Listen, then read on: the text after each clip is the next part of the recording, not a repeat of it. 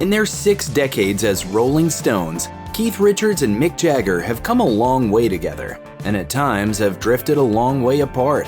Here's everything you need to know about Mick Jagger and Keith Richards' turbulent relationship. Mick Jagger and Keith Richards have known each other for 7 decades. They grew up together in Dartford, a town in the county of Kent, England, and both attended Wentworth Primary School. Jagger told Rolling Stone magazine, "I can't remember when I didn't know him. We lived one street away.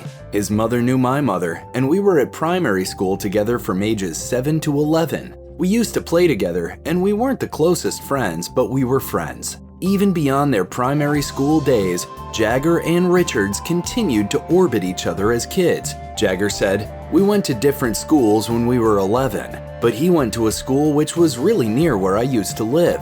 But I always knew where he lived, because my mother would never lose contact with anybody, and she knew where they'd moved. I used to see him coming home from his school, which was less than a mile away from where I lived." One fateful day in October 1961, Jagger and Richards ran into each other at the train station. Jagger told Rolling Stone it was a fateful moment. "I had these rhythm and blues records, which were very prized possessions because they weren't available in England then." And he said, "Oh yeah, these are really interesting."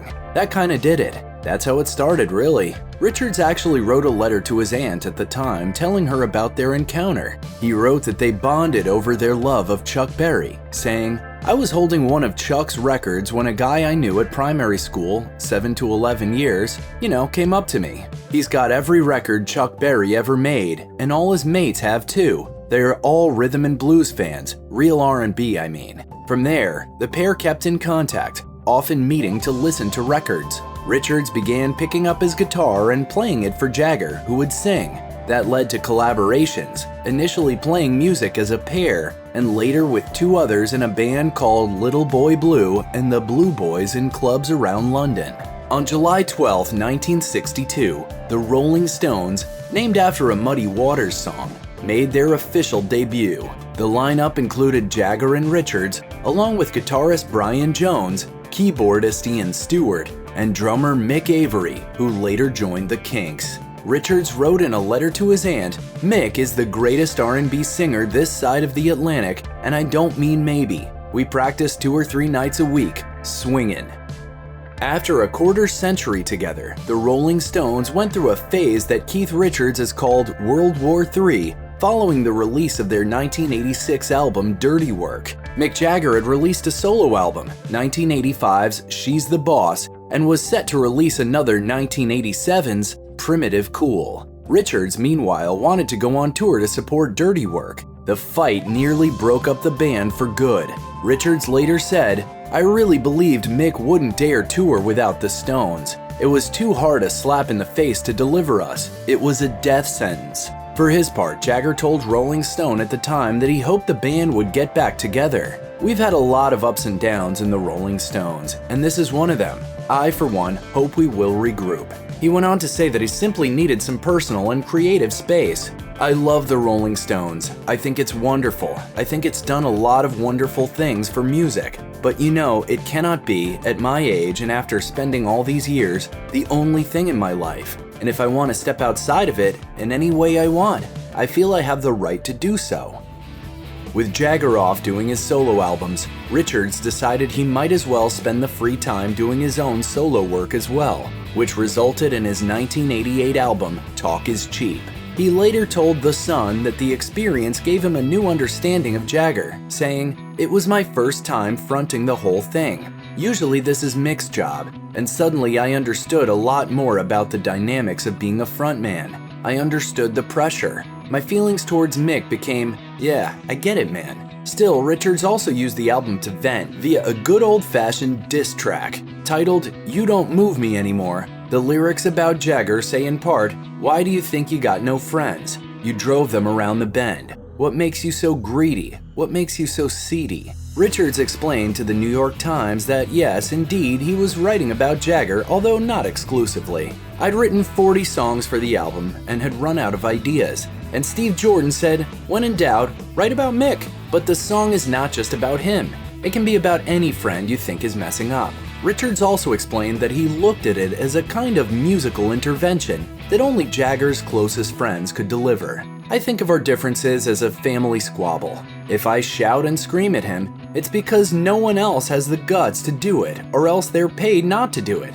At the same time, I'd hope Mick realizes that I'm a friend who is just trying to bring him into line and do what needs to be done. It apparently worked, because the Rolling Stones were back, both in the studio and on the road, by 1989 when they released Steel Wheels. Still, the dynamic between Jagger and Richards was permanently altered. Richards later said that a reunion was inevitable despite the new animosity. Mick and I were joined at the hip. There was no way we could survive alone. Keith Richards published his explosive memoir, Life, in 2010. The book, which became a bestseller, did not reflect kindly on Mick Jagger, as Richards used the book as a way to air all his decades of pent-up grievances. Richards wrote, "It was the beginning of the 80s when Mick started to become unbearable. Mick got very big ideas. All lead singers do. It's a known affliction called LVS, lead vocalist syndrome."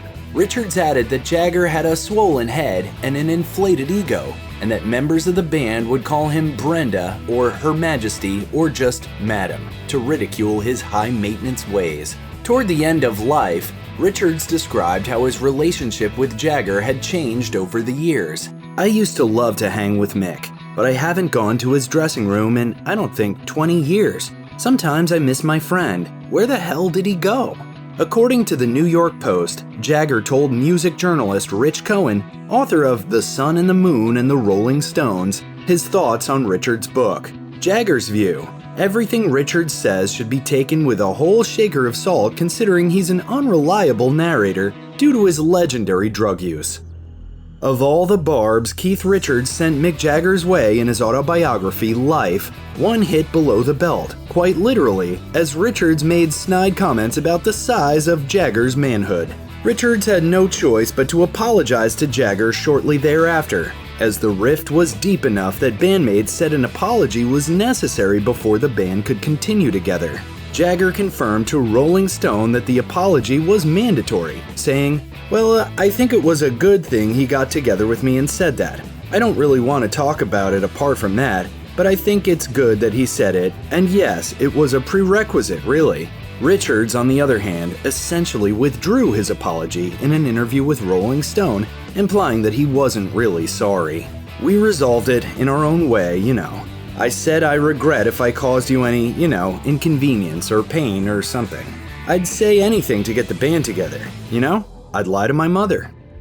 Mick Jagger became Sir Mick Jagger when he was knighted in 2003. His knighthood was controversial, with even Queen Elizabeth II herself reportedly declaring the partying rocker not suitable for the honor. And one of the most vocal critics of the spectacle was, unsurprisingly, Keith Richards. Richards, who basically had made a second career just trashing Jagger in the press, told Uncut magazine, "I thought it was ludicrous to take one of those gongs from the establishment when they did their very best to throw us in jail.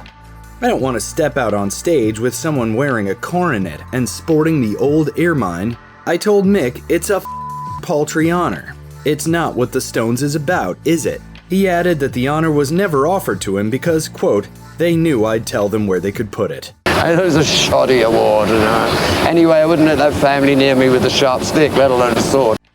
For his part, Jagger told the BBC that it was just Keith being Keith. He's not a happy person. In 2015, 5 years after Life was published, Keith Richards told the Daily News that he stood by the claims in his book, particularly when asked about his portrayal of Mick Jagger as a snob. "I'll reinforce that. His daughter, Georgia May, was sitting around in my room and she said, 'Oh, you know what Dad's like. He's such a snob. He can come off that way even to me and the rest of the band. He comes on the plane and doesn't say, 'Hey, mate.'" Richards also referred to Jagger as a control freak, adding, "He likes to know everything that's going on. He lost himself a bit in the details." On December 8, 2016, a 73-year-old Mick Jagger welcomed a son, Devereaux Octavian Basil Jagger, with his partner Melanie Hamrick, who is 4 decades his junior. As of 2021, Jagger has 8 children with 5 women, as well as 5 grandchildren and a great-grandchild. In a 2018 interview with the Wall Street Journal, Keith Richards discussed Jagger's huge brood. "It's time for the snip. You can't be a father at that age. Those poor kids." The quote went viral, and Richards was once again forced to issue personal and public apologies. He wrote on Twitter, "I deeply regret the comments I made about Mick and the WSJ, which were completely out of line. I have, of course, apologized to him in person." Despite the decades that Richards has spent publicly sniping at Jagger, he says they are still friends, and these arguments are just part of their whole thing. He told The Sun, "I can praise Mick Jagger 99% of the time. Mick knows what I mean, and he'll say the same about me. Things happen between Mick and me because it's just 2 guys working together. You only hear about the odd bust-up. I love the man 99% of the time." He elaborated in an interview with the Daily News, saying of Jagger, "He's a hell of a frontman. I still love him dearly. Your friends don't have to be perfect." In fact, Richards told the Wall Street Journal that the disagreements between him and Jagger are part of what keeps their dynamic strong. "Mick and I live off of this fire between us." With both Jagger and Richards approaching the age of 80, you might think the band would be ready to slow down. But despite the sudden loss of drummer Charlie Watts in 2021, the band has announced that they still intend to continue touring, and plans to celebrate the band's 60th anniversary in 2022 are still on the table. Richards told Rolling Stone that has been and always will be their life, saying, "You might call it a habit. I mean, that's what we do. And also, there's that thing between us, like, who's going to be the first one to get off the bus? You have to be kicked off or drop off, right? So it's like that. I really can't imagine doing anything else. We can't wait to see what the future brings for the world's greatest rock band." Check out one of our newest videos right here. Plus, even more grunge videos about your favorite stuff are coming soon. Subscribe to our YouTube channel and hit the bell so you don't miss a single one.